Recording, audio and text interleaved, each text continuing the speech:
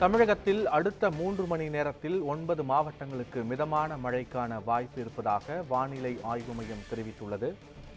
பெரம்பலூர், அரியலூர், தஞ்சாவூர், புதுக்கோட்டை, ராமநாதபுரம் மாவட்டங்களில் மிதமான மழைக்கு வாய்ப்பு இருப்பதாக வானிலை ஆய்வு மையம் தெரிவித்துள்ளது. அடுத்த 3 மணி நேரத்தில் 9 மாவட்டங்களுக்கு மிதமான மழைக்கான வாய்ப்பு இருப்பதாகவும், திருவண்ணாமலை, காஞ்சிபுரம், கடலூர், கள்ளக்குறிச்சி மாவட்டங்களில் மிதமான மழைக்கு வாய்ப்பு இருப்பதாக வானிலை ஆய்வு மையம் கூறியுள்ளது. மேலும் பெரம்பலூர், அரியலூர், தஞ்சாவூர், புதுக்கோட்டை, ராமநாதபுரம் ஆகிய மாவட்டங்களிலும் மிதமான மழைக்கு வாய்ப்பு இருப்பதாக தெரிவிக்கப்பட்டுள்ளது.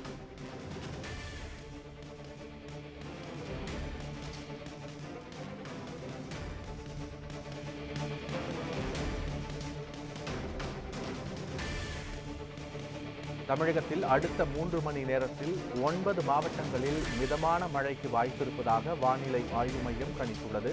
முழுமையான விவரங்களோடு எமது செய்தியாளர் லக்ஷ்மணன் இணைகிறார். லக்ஷ்மணன், விவரங்கள் என்ன? கண்டிப்பாக பத்மநாபன், வங்கக்கடலில் உருவாகியுள்ள புதிய காற்றழுத்த தாழ்வு பகுதியின் எதிரொலியாக அடுத்த 9 மாவட்டங்களுக்கு லேசான மழைக்கு வாய்ப்பு உள்ளதாக இந்திய வானிலை ஆய்வு மையமானது தற்போது தகவல் தெரிவித்துள்ளது.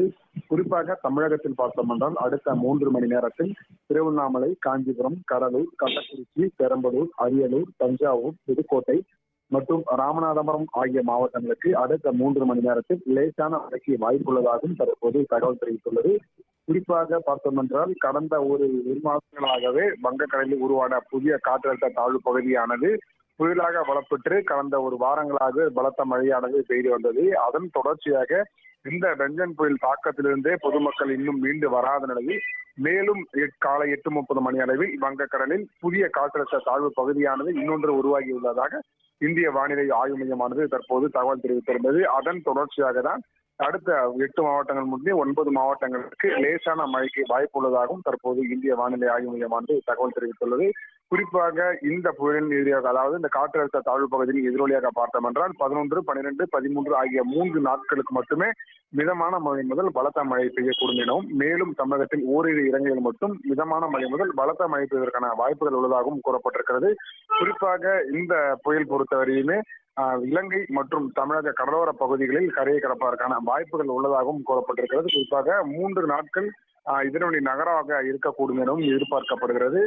இதில் தற்போது பார்த்தோம் என்றால் அடுத்த 9 மாவட்டங்களுக்கு மட்டுமே லேசான மழைக்கு வாய்ப்பு உள்ளதாகவும், அடுத்த 2 நாட்களுக்கு மழையின் பாதிப்பு பெருமளவில் இருக்காது. ஆனால் இந்த 11, 12, 13 ஆகிய 3 நாட்களுக்கு மட்டும் மழையின் பாதிப்பான சற்று அதிகரித்துதான் காணப்பட்டு வரும் எனவும் கூறப்பட்டிருக்கிறது.